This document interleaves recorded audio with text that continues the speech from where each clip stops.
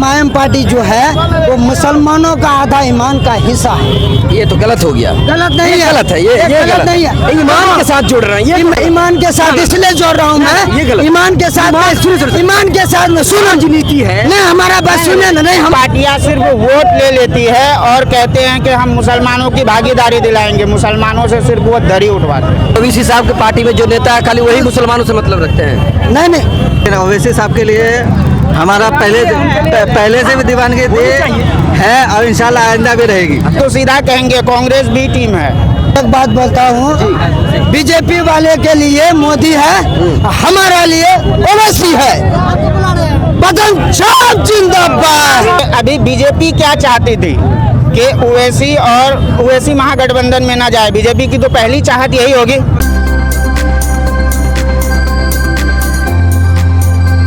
बताइए, ओवैसी साहब आए, हाँ। उनकी भाषण आपने सुनी, क्या लगा? डरने वाला हमारा ओवैसी है ना। और सब मुसलमान से मैं अपील करता हूँ, हर मुद्दे में बोले ओवैसी साहब, वोट देना भी हक उसी का बनता है। ओवैसी साहब, ओवैसी अच्छा, साहब मैं का। आपसे एक बात पूछ रहा था, जो सीमांचल में बहुत सारी सीटें हैं जिन पर मुसलमान ही जीतते हैं। हाँ। अररिया है, हाँ। है ना, जो कि हाट है, किशनगंज में कई सारी सीटें हैं, हाँ कसबा विधानसभा यहाँ। हाँ सर। अब जब मुसलमान ऑलरेडी जीत ही रहे हैं, तो ये भी मुसलमान, वो भी मुसलमान, अब इनको देने की बात कह रहे हैं, आप कह रहे हैं ये काम करेंगे, वो नहीं करेंगे। आप देखो मेरा भाई, देखो जेडीएस में भी मुसलमान है, मुसलमान नेता है, कांग्रेस में भी मुसलमान नेता है ना। वो मुसलमान नेता ना उनको मस्जिदों से मतलब, ना उनको मदरसों से मतलब, ना उनको गरीबों से मतलब, उनको सिर्फ पैसे से मतलब होता है।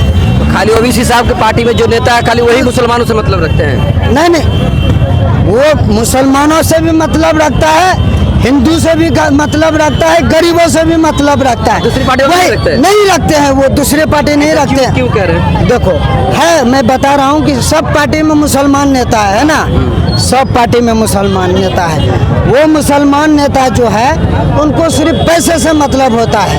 अगर उसको मुसलमानों से मतलब होता, मदरसों से मतलब होता, गरीबों से मतलब होता, मदरसों से मतलब होता, तो वो आवाज उठाते कि उठाते तो है, कैसे नहीं बात? एक देखिए, बार भाई, भी कैसी नहीं- बात कर रहे हैं नहीं, आप? सुनिए सुनिए, वक्त बिल जब आया था, उस समय असदुद्दीन ओवैसी साहब भी बोले, हाँ बोले, उन्होंने बिल फाड़ा। बिल फाड़ा, इमरान प्रतापगढ़ी बोले, हाँ, इमरान प्रतापगढ़ी, इकरा हसन चौधरी बोली, हाँ, बोले। बोली। आप सुनिए ना, हाँ। उसके बाद आरजेडी के एक लीडर है संजय सिंह या संजय झा, वो बोले। हाँ। आम आदमी पार्टी के संजय सिंह जी हैं, वो बोले। बहुत सारे कपिल सिब्बल हैं, ये सब तो बोलते ही हैं वो भाई। सब बोले, वो बोले, हाँ। लेकिन बाद में बोले, वो बाद में बोले, वो बाद में बोले। हाँ, पहले कौन बोला? और मुद्दे में हमारा ओवैसी है।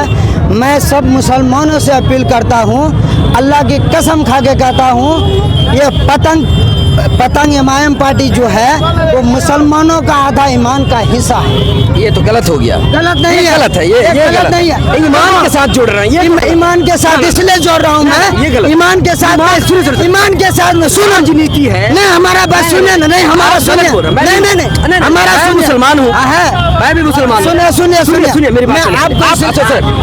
सुनो, रुको ना यार, इसलिए मैं कहता हूँ, रुकिए ना भाई, रुकिए ना। मैं इसलिए कहता हूँ मुसलमान का ईमान का आधा हिस्सा है, इसलिए कहता हूँ हमारा मस्जिदें तोड़ी जाती है, हमारा मदरसा तोड़ी जाती है।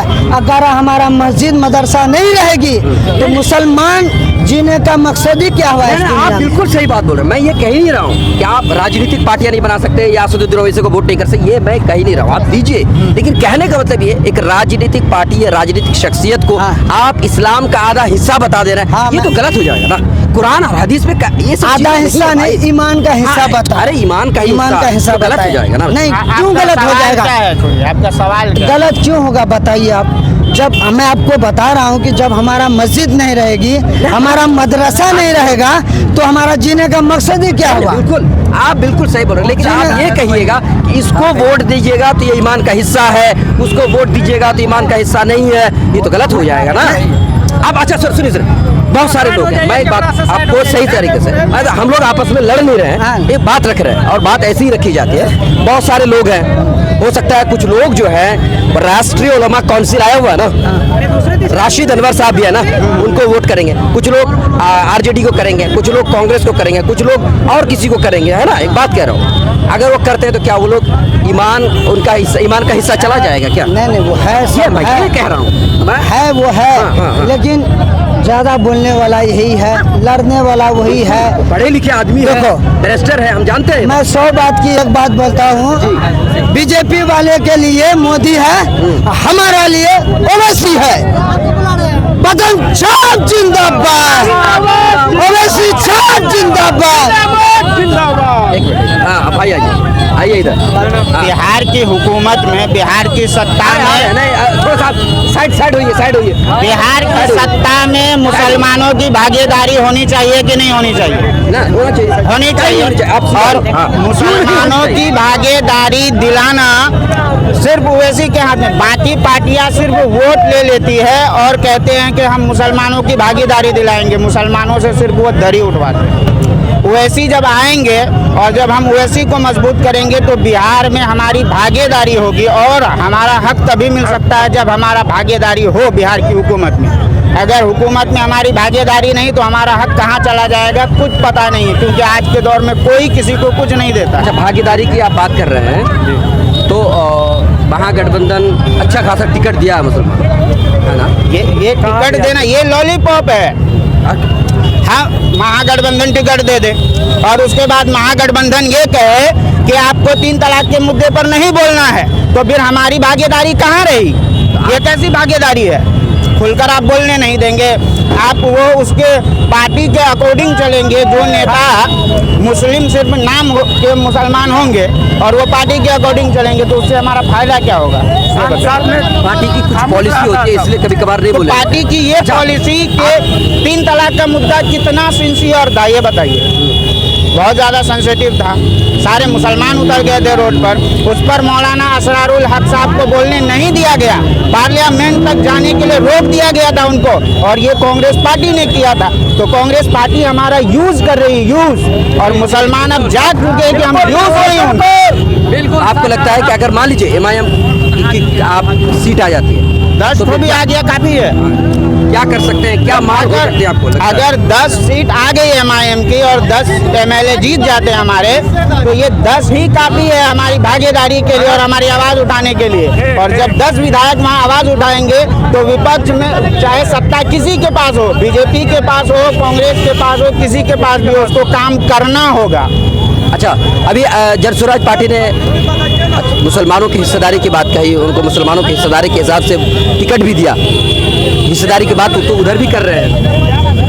जन स्वराज पे हम विश्वास अभी नहीं कर पाएंगे। ओवैसी साहब पर हम पहले से विश्वास कर रहे हैं। अब ऐसे अगर आजमाते रहे तो फिर तो कयामत गुजर जाएगी, फिर कुछ होगा भी नहीं।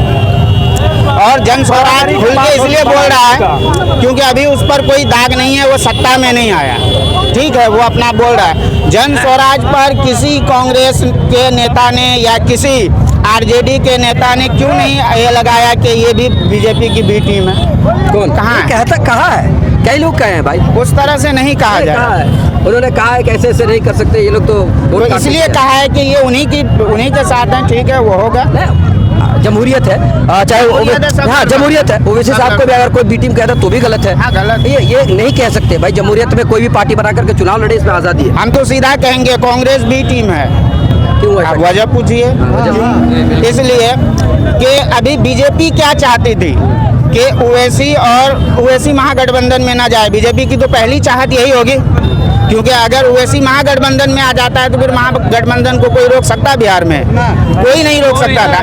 तो बीजेपी ये चाहती थी कि ओवैसी ना जाए महागठबंधन में। बीजेपी चाह रही थी। बिल्कुल चाहेगी कि नहीं चाहेगी, आप बोलिए, वाजिब सवाल है कि नहीं? बीजेपी नहीं चाहेगी कि ओवैसी महागठबंधन में ना जाए? ऐसी बात नहीं है, बिल्कुल चाहेगी, कैसे नहीं चाहेगी? वो भाई बहुत सारी बातें हैं। बीजेपी ये चाहती थी कि ओवैसी महागठबंधन, अरे उनको तो मौका मिल जाता, जैसे बीजेपी अगर मान लीजिए महागठबंधन में शामिल होते ना तो उनको तो मौका मिल जाता, भाई देखो मुसलमान इकट्ठा हो गया, अब तुम लोग इकट्ठा हो जाओ। वो होता ही नहीं, मौका मिलता उनको। ऐसा नहीं है, नहीं ऐसा बिल्कुल ही नहीं है। बीजेपी ये चाहती थी अगर महागठबंधन में ओवैसी आ जाता तो फिर महागठबंधन को कोई रोक ही नहीं। जेडीयू ने अभी जब मुख्यमंत्री फेस का चेहरा अनाउंस किया गया था, है ना। मुकेश सहनी को मुख्यमंत्री का चेहरा घोषित किया गया। तो उस समय जेडीयू के इससे फेसबुक पेज से एक पोस्ट किया गया। अभी आप जेडीयू को बीजेपी के साथ मत जोड़िए, अलग हो चुका है वो, समझिए इलेक्शन तक आपको मिल जाएगा कि जेडीयू अलग होगा, देखिएगा होगा। कैसे आपको पता है? हम बोल रहे हैं अरे मुख्यमंत्री नीतीश कुमार जी सम्राट चौधरी के वोट मांग रहे हैं, आप कह रहे हैं अलग। नहीं कहाँ कैसी बात देखा? नीतीश कुमार मांग के आए हैं कौन से रैली में गए हैं? बीजेपी की रैली, सम्राट चौधरी के प्रोग्राम में गए थे। नहीं अरे ये देखिए, ये नीतीश कुमार तभी ये क्या कहते हैं, तभी बीजेपी के साथ रहेंगे जब उनको कुर्सी मिलेगी। कुर्सी नहीं मिलेगी, नीतीश कुमार साइड हो जाएंगे। बिल्कुल नहीं मिलेगी तो फिर कौन रहेगा? आइए आप कुछ बोल रहा चाह रहे थे, आइए आप। मतलब ओबीसी साहब तो चले गए जी, भाषण आपने सुन ली जी, क्या लगता है माहौल क्या है? माहौल पूरा बदला हुआ है। ओबीसी साहब निकले हुए हैं यहाँ से, इंजीनियर मंजूर साहब नए कैंडिडेट है, लोग कह रहे हैं। नहीं, नए कैंडिडेट, हम कैंडिडेट को नहीं देख रहे हैं ना, वरिष्ठा साहब को देख रहे हैं हम, ओबीसी साहब को। बस हमको लीडर चाहिए अपना।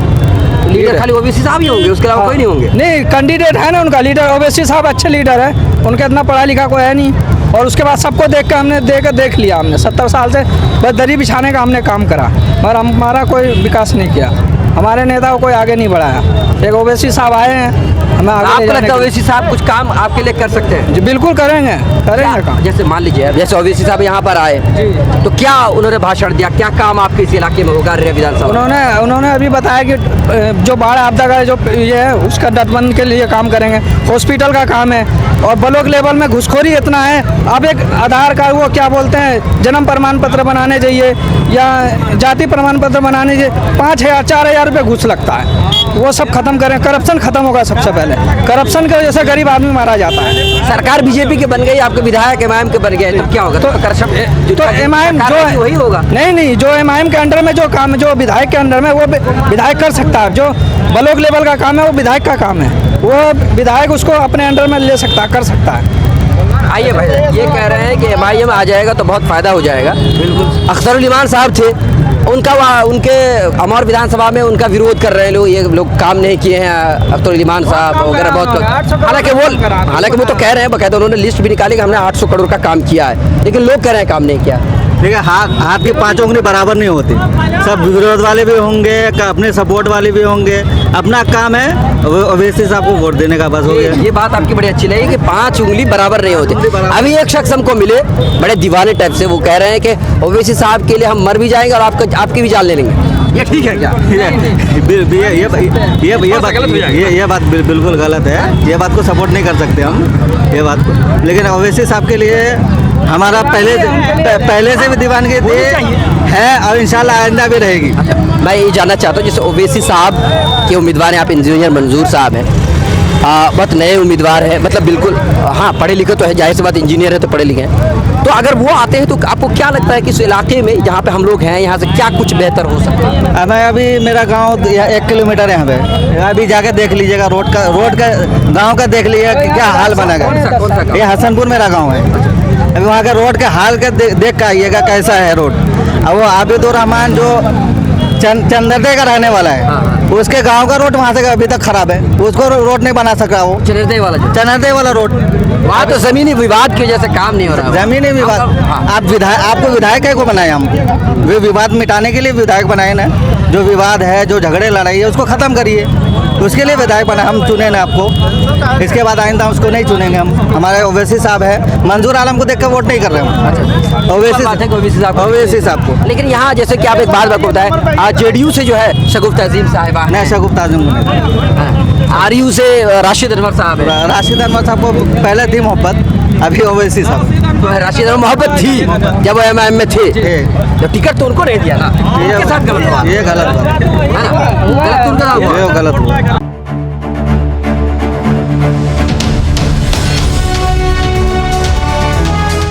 ट्रू रिपोर्ट्स, सच आप तक।